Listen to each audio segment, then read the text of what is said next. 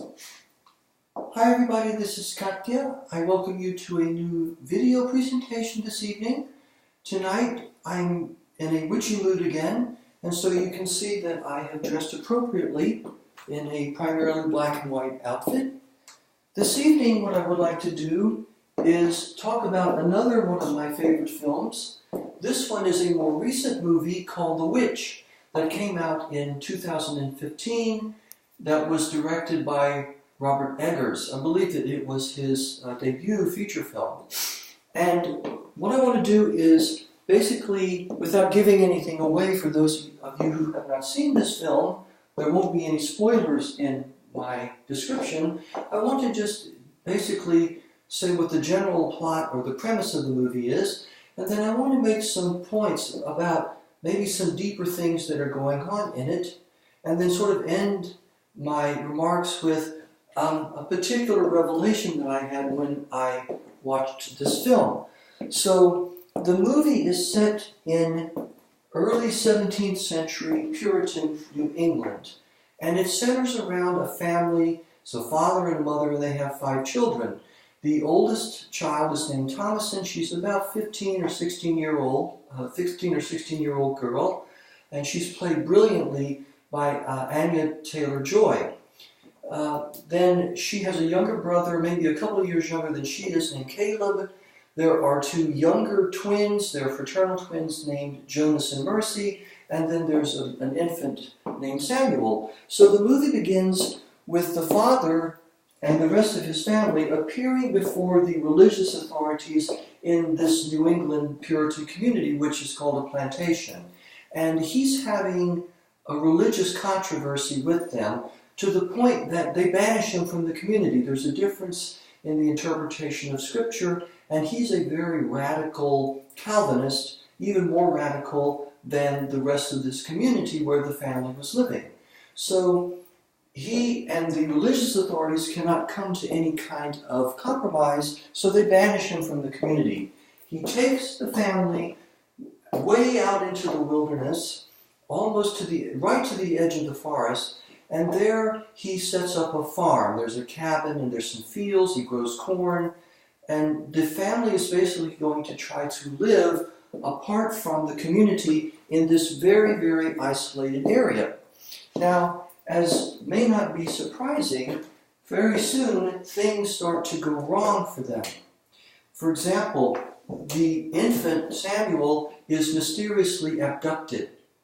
And there are other things that start to go wrong on the farm that I'll talk about in a little bit, but there is the implication that in the forest there is a coven of witches, and that Samuel, the implication is that the baby was taken by these witches, who will then use him in a sacrificial rite to take his blood, smear themselves with it so that they can fly. So in this movie, it is a folk tale.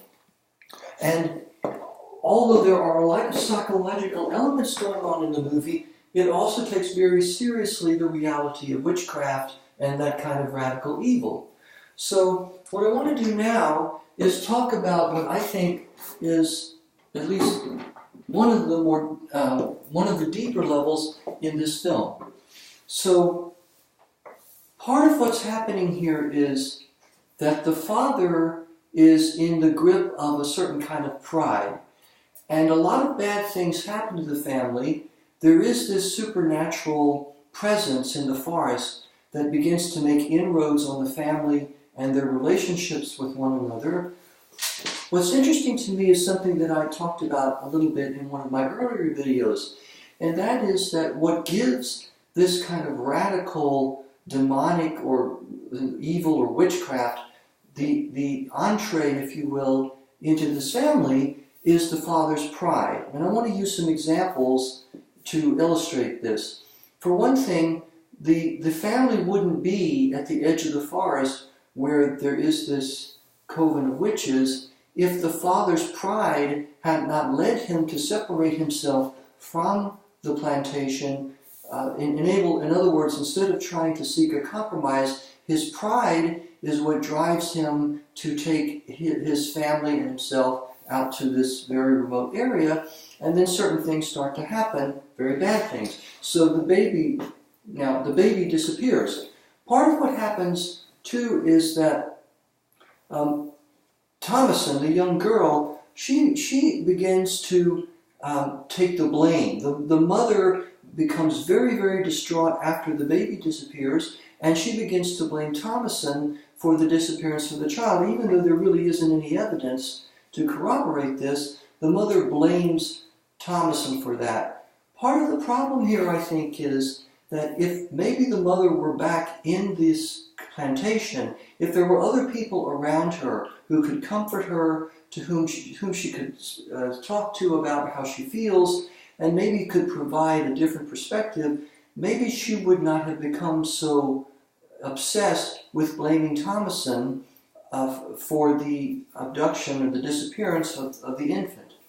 Another thing that happens in the movie is that Thomasin begins to, she gets assigned more and more work, almost as a kind of punishment. She's responsible for so many things on the farm. She has to muck out the stables, she has to go and get the eggs from the chickens, she has to clean the house, she has to watch the twins, Jonas and Mercy, and because she's all alone here with all these responsibilities, and there's nobody else around to help her, largely because they're way out here in the middle of nowhere, and the mother is distraught and begins to pile all this work onto Thomasin, almost as a kind of punishment.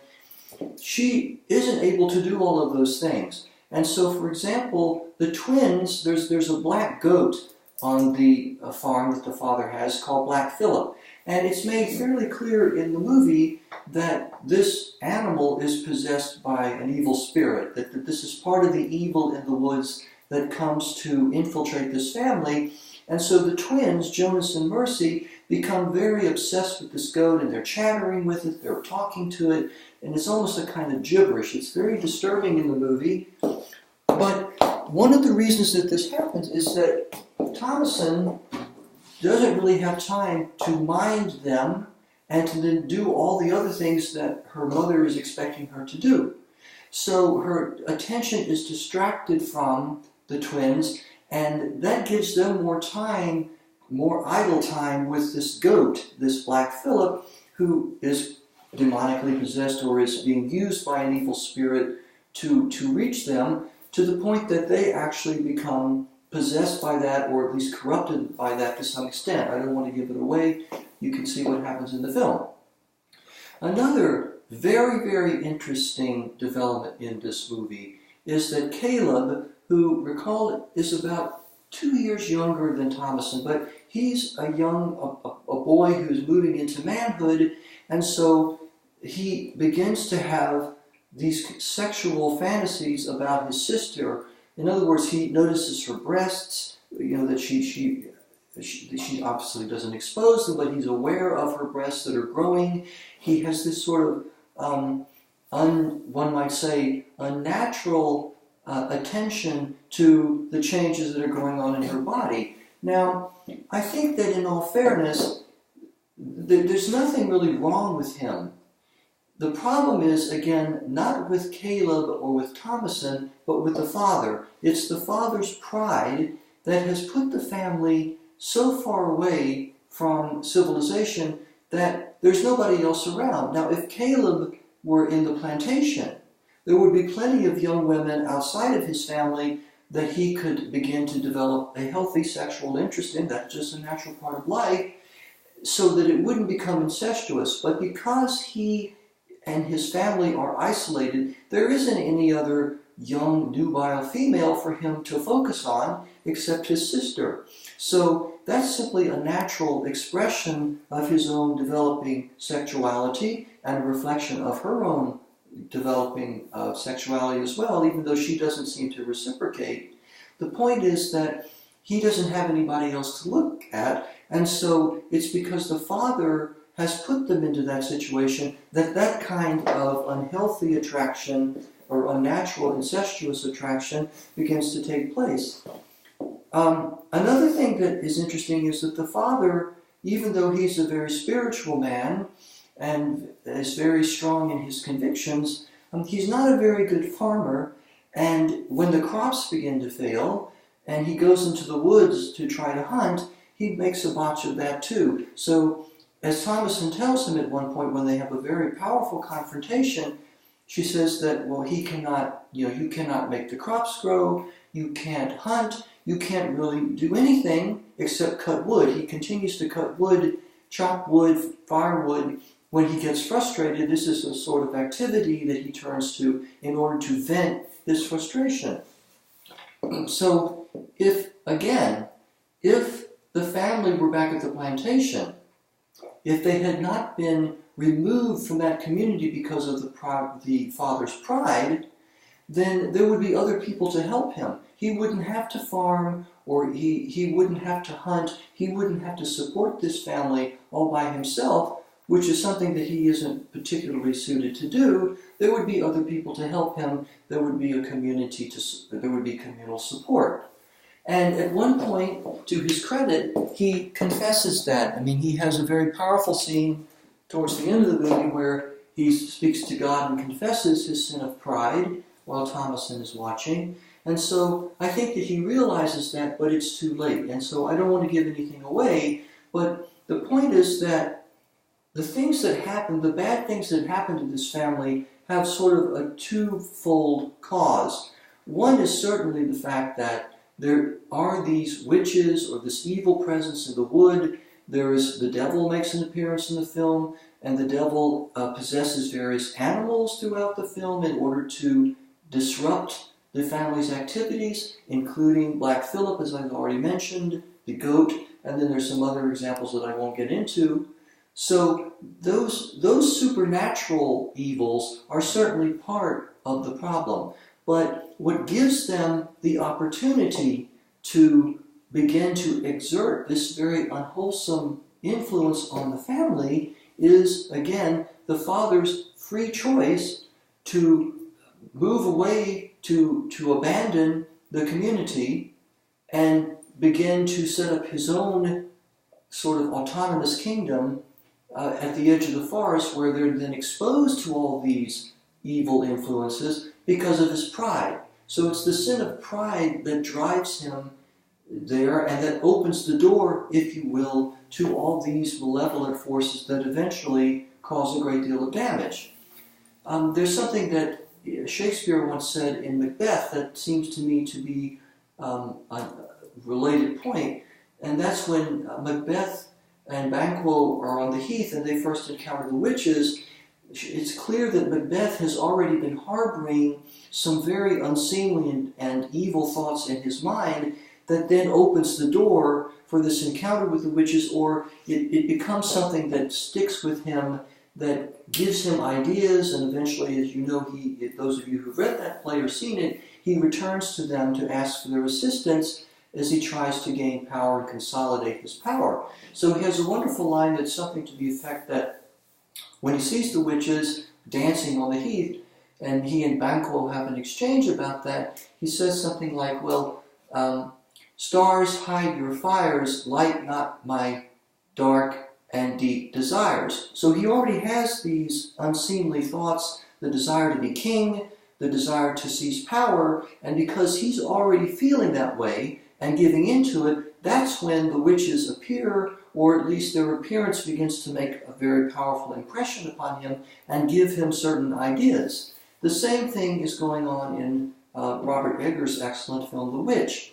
I think with the father and his pride that puts his family in this very precarious situation. Now, the last thing I want to say before I close this evening is one of the most powerful scenes in the film, for me personally, and I want to say this in especially as a feminine person, a cross-dresser, one of the most powerful scenes in the film is when everything kind of goes to hell in a handbasket, if you will, and the family is basically destroyed, or there are terrible things happen to it. Thomason finds herself alone, and she, in that situation, I don't want to give away too much, but she makes a very controversial decision that results in her choosing to align herself, to go into the forest and join this coven of witches. And there's a very powerful scene in the film that made a deep impression upon me. So she basically has to sign the devil's book, and then she removes all of her clothing. We don't see her frontal nudity in the movie, but it's clear that she's naked. And then she walks into the forest naked. She's a very beautiful young woman, and she walks into the forest to become a witch. This is really the only choice that's open to her at that point. Now, what I found interesting about that, and I want to honor it this evening a little bit, is that when I was young, I was never a witch, and I certainly never wanted to do anything like that. But there were times when I felt comfortable enough to go into the forest naked and to have that kind of proximity to nature in the way that she did.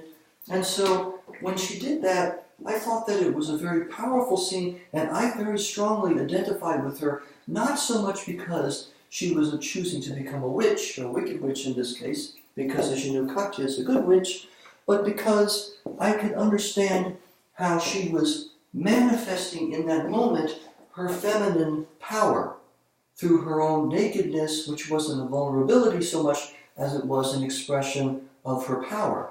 And that was something that I could relate to. That's something, as you can see, I can relate to and still can relate to. I'm not going to go the whole 9 yards and do the full Monty, but I did want to just acknowledge through this act that her decision and her very powerful expression of her own feminine sexuality was to me an inspiration. And so I just wanted to share that with you this evening. I hope you enjoyed my commentary on this film. I hope it didn't go on too long, but I certainly enjoyed the film, and I highly recommend it to anyone. I think you would really get a lot out of it. It's a very suspenseful and beautifully made film. It's very authentic. So I hope that you will check it out if you get a chance, and I hope that you have enjoyed what I have to say and what I have to show you. So this is Katje. Until next time, I wish everybody a very restful and peaceful night, and I look forward to seeing you again next time. Bye-bye.